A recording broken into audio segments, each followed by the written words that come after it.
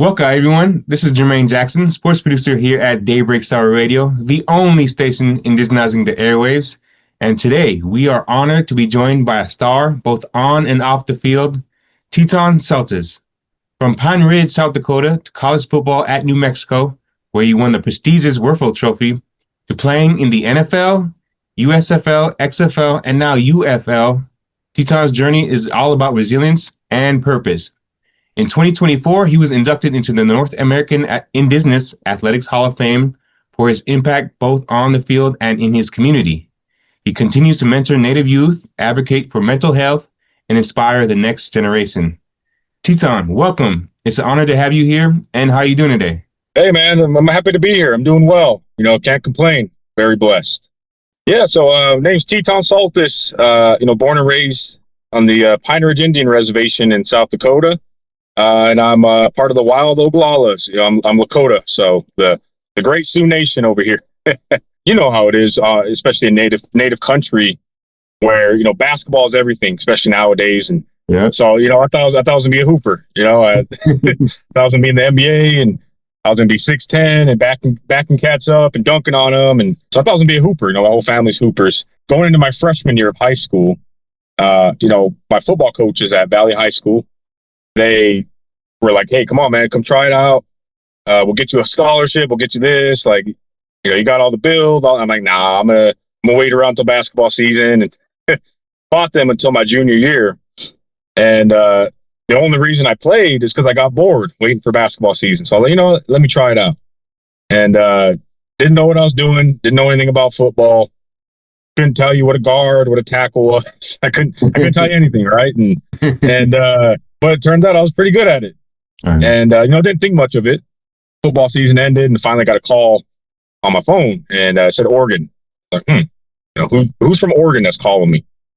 And I answered, and "Hey, how you doing? University of Oregon football coach." And Oregon offered, and San Diego State offered, and all these schools. Washington started calling, and I'm like, "Oh man, this is getting kind of real." But I made a promise to myself that if we're going to do this, or if we're going to play football, we're going to do it to the best. We're going to go as far as we possibly can. We're going to dedicate everything we got to this journey. We got to go all in or nothing. And I was fortunate, man. I come from a good family that, my mom played high level athletics. She was, track and field and basketball. Played at BYU, Utah State. And my father played at Weber State. My brother, Southern Utah. So I come from a family of athletes. My great uncle on my father's side is Will Be Free. He was an NBA All-Star. My great uncle on my mom's side is Billy Mills. Olympic gold medalist. So I was fortunate to have people to give me that support where I needed it. I always say I come from a rich family, and it has nothing to do with money. I didn't come from a rich family as far as wealth. I came from a rich family as far as the passion, the purpose that they instilled within me and my brothers, and the people that they are, of always willing to give, even when they have nothing.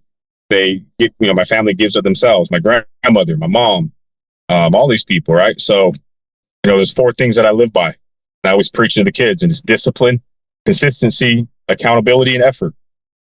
Those 4 things, they take no talent whatsoever to master. If you can do that, you can conquer the world in a good way. That's the formula to success. It's simple.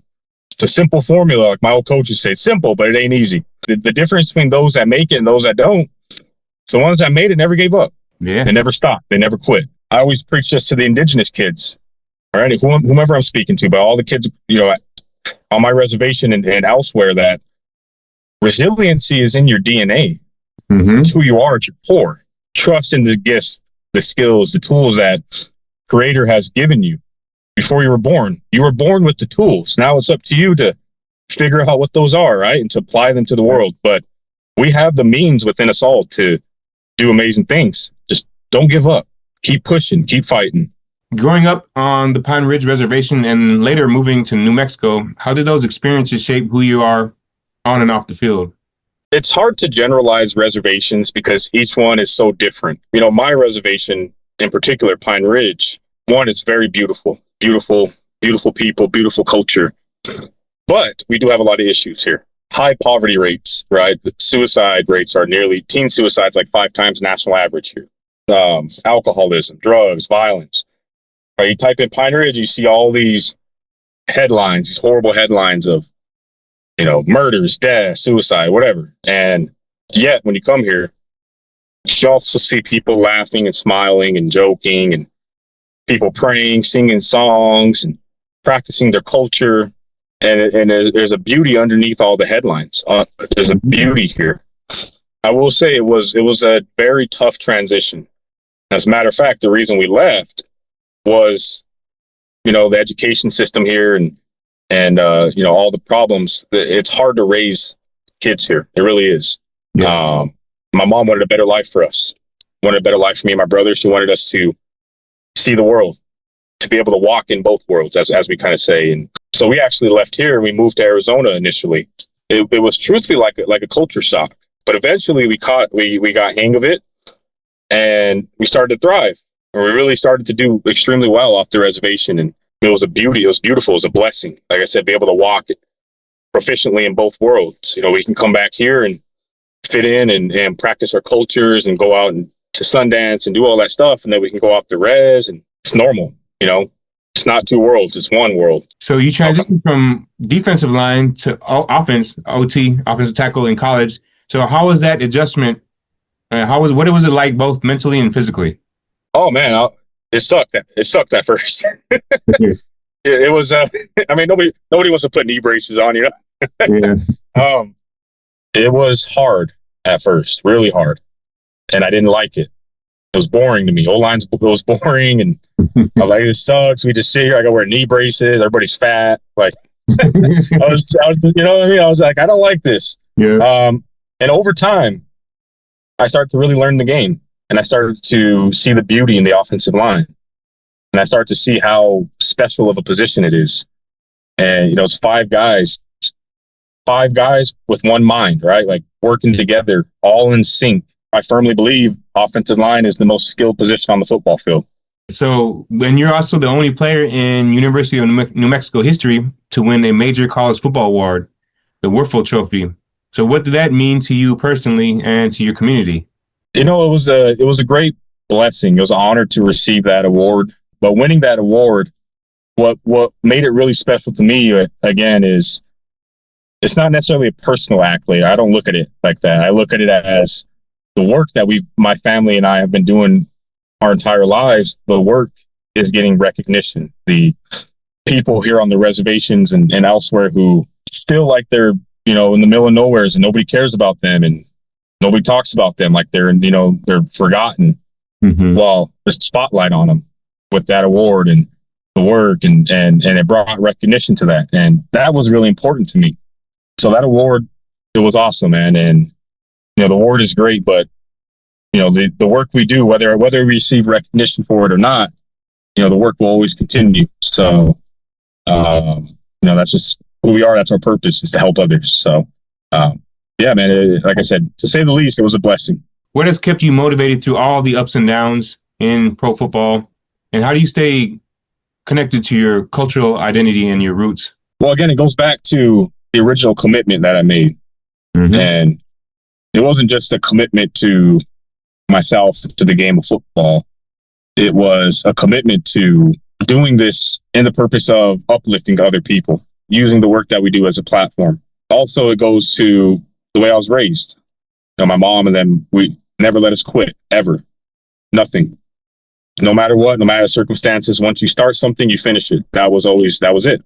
There was no question. So believe me, there's times where I wanted to hang the cleats up and like, it sucks. This is hard, right? Like even my draft process was difficult. There's a lot of adversity, but nonetheless, you just got to keep going, man. There's been tons of ups and downs, but there's also been a lot of beautiful, beautiful moments and awesome moments that I get to share with my family. And at the same time, I get to show people here, the kids at home, what's possible if you believe in yourself. And you have the ambition to match the dream. So that's always been a motivation of mine, is like, they're watching. The young people are watching you. Don't fall. Don't give up. Don't quit. Don't make excuses. Be strong. Warrior up. They're watching you. The eyes are on. The young people are looking to you. Show them the right way.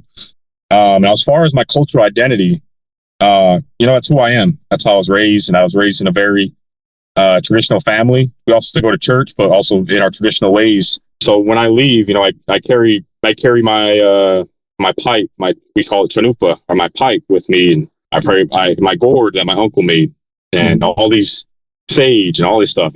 I put sage in my socks and my helmet before every game, and I smudge, I pray, I sing, I do it all because that's who I am. That's how I was raised. And there are times off the reservation when you can kind of lose sight of what's truly important. And so I do my best to wake up in the morning and I pray. I ask the Creator for strength. It keeps me grounded. Without my way of life, without my spirituality, I would be lost. I'd be searching for something that I wouldn't know what I'm searching for. But that allows me to stay grounded and stay at peace amongst chaos. Football is, football is chaotic.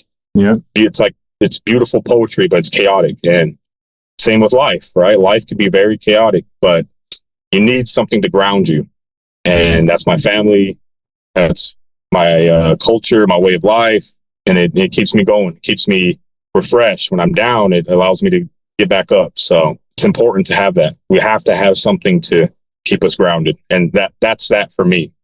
Our family nonprofit, the Bear Project, we're very big on mental health for young people, for all people, right? Mm-hmm. But specifically when it came to student athletes, and you can testify to this, I'm sure, it's hard, man. With the stuff we do, the pressures, hell, you played in the big house, so probably better than anybody, right? Like, it's hard, man. Even the toughest guys, right? Like, this game can crack you. It can break you. And the same with life. And, we experienced that at the University of New Mexico. Fortunately, one of my best friends, he was a D lineman. His name was Najee Flowers. And he had taken his life during our football season. And it was extremely traumatic. It was horrible. And part of, there's a lot of frustration, a lot of anger, because everybody felt like there just wasn't enough resources put towards the mental aspect of what we do, right? We got nutritionists and trainers, and we got coaches, and we got all this stuff for the physical and the football. But what about life? What about your families? People who come from hard places, have all these traumas that they experience when they're younger. Like, that stuff doesn't just go away. As a matter of fact, it increases as you leave that support, right? You leave your support system, and now you're out in the world. And so we need that support, especially and for all people, but especially like student athletes. We went to the New Mexico legislature and we testified in front of them, and we're able to secure over, I think it was $500,000 each to the University of New Mexico and New Mexico State University, solely for mental health. Yeah. Right? We all deal with hard stuff in life, and so it's important to, again, have those resources, to have people that care, to be able to turn to somebody when you're struggling, and to know that they truly care about you and they truly want the best for you. And we need tools, we need coping skills, we need to teach people these things so that life doesn't crush them. Our youth is our greatest resource, our young people, and we got to do the best we possibly can to raise strong, compassionate, competent young people to go out and do great things in this world. So this is just one little step towards that vision, that goal. What message do you want to send the Native youth who may feel hopeless? Life is hard. We have to understand that. We have to, the beautiful thing about, my culture and way of life, I know not, but it's very similar to all indigenous people, is suffering is kind of built into our way of life, because that's the precondition of life is suffering. Mm-hmm. But there's beauty in that suffering if you're willing to search for it, if you're willing to find the message, right? And it's hard to see, especially when you're in that headspace, and I've been there plenty of times. It's hard to think of the future. It's hard to, people love you, but it's hard to feel that love sometimes, right? Like you know it's there, but you don't feel it. You have to keep going. You have to. It always gets better. Always. Yeah. It always gets better. No matter how dark, desolate, or bleak it seems, there's always hope, man. Hope can never be extinguished. The only person that can take that hope from you is yourself. But we have to strive to and search for something greater than ourselves to keep us grounded, to keep us moving in the right direction, to find that purpose. You know, there's such a lack of purpose that people experience now, and that's where they feel hopeless. Find purpose. Don't seek money. Don't seek wealth. Don't even seek happiness, because that's fleeting. Seek purpose. Yeah. Find a way to help other people. Put yourself in service, right? When you're feeling down, go help somebody else. But you also have to understand that when we're in these dark places, our minds it lies to us, right? This depression, these things, they lie to us. They tell us that we're worthless. They tell us that nobody loves us. They tell us that we're better off alone, or, you know, people are better off without us. But that's not true. It's not true at all. There's people that love you, people that don't even know you, that love you, that will help you. But the only person that can do it is you. You have to pull yourself out of it. You got to keep moving. You got to keep pushing forward, searching for the best version of yourself, putting yourself out there to help other people, man. And I promise, if you do that, if you just trust what I'm saying and you don't give up and you keep fighting, you keep searching, you keep hoping, then you're going to get exactly where Creator meant you to be.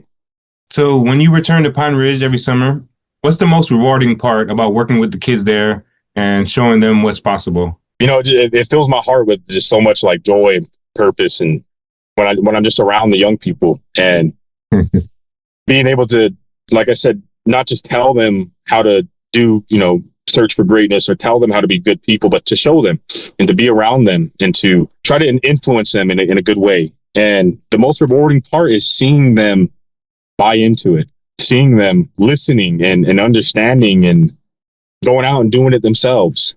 So just being around them and seeing these kids smile and knowing their stories and knowing where they come from and knowing that they trust me, that's key right there. You know, I was able to build their trust, and they know that if they need something or they need somebody, they know where to find us. I mean, that's the greatest reward in the world, right? Like I don't want people to talk about me. I don't care about me. But if I can inspire them in a way that they go out and do great things, that's all the award, the recognition that I need. You know what I mean? That's beautiful right there. So, man, I love it. I love these kids. And you know, one of my favorite quotes is from Frederick Douglass. It's easier to build strong children than to repair broken men. Yeah, it's a beautiful quote, man. There's a lot of broken people, adults on this reservation, but the kids are the hope, the future. Yeah. If we can get to the youth, show them the tools and give them the right message and inspire them the right way, then there's so much change that we can make. There's so much change, positive change. That's what we do. We want to inspire the youth. Beautiful. Including football. You know, what's next for you on and off the field? I think I read something about law school or something. Yes, I did my undergrad in political science, and I was actually in law school my senior year. Okay. And I postponed it for football. So the goal, the plan is to, you know, once I'm done playing, go back and finish my law degree. And how I would use it, still unsure. I just know I need it, whether that's, you know, going into politics and working in the legislative systems and trying, especially over here on the res, you know, there's a lot of problems that we have through our government here. And that's almost every res, right? Like there's just a lot of problems and nobody really does much about it. So I always figured if nobody else is going to do it, then I might as well throw my hat in there, right? Tip my hat and try to jump in and make some change. So whether that's running for office or whether that's just political advocacy, whether that's nonprofit work, whatever avenue, you know, I decide to go down, it's going to be all about uplifting and creating positive change and helping as many people as we possibly can. Mm-hmm. And as far as football, you know, I'm still going, still working, still training. My plan is to go back down for another year in the UFL. You know, I'm a really good player, but unfortunately I've dealt with some injuries that kept me off the field the last few years. I mean, even this year I had a foot injury that kept me off the field till like week 9. Okay. I go in, I have a good year, I stay healthy.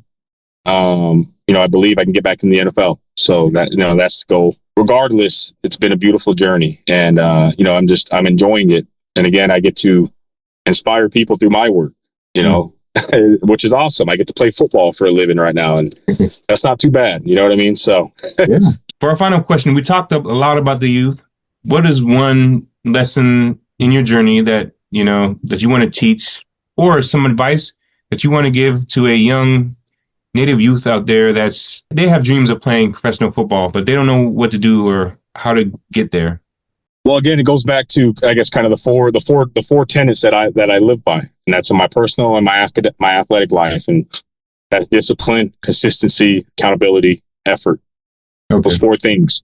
In order to be whether it's on the field, off the field, got to be disciplined, right?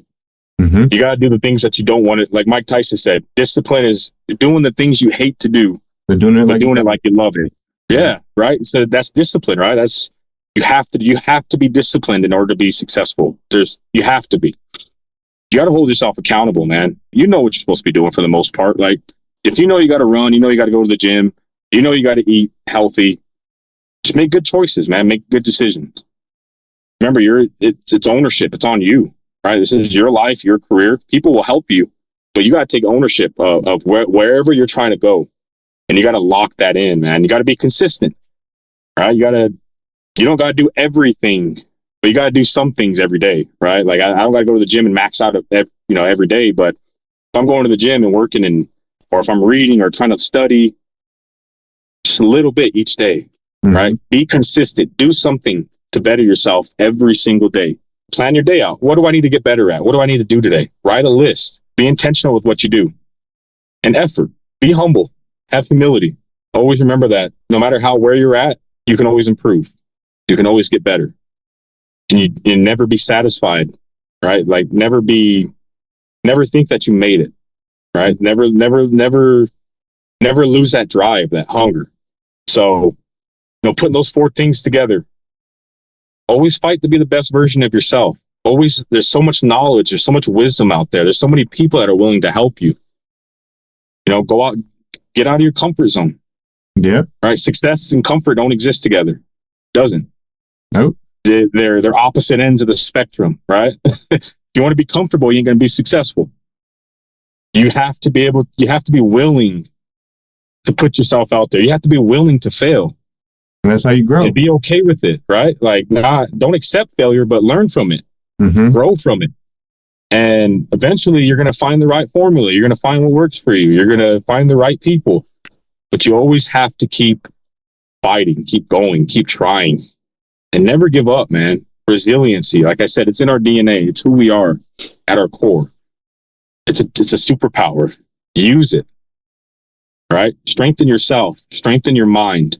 Teton, thank you. I appreciate you taking the time to join us. And, we hope you are blessed with much more success in all your future endeavors. And we'll definitely be in touch and keep an eye out on you. Thank you, man. It's been an honor, so I really appreciate this. Let's definitely stay in touch.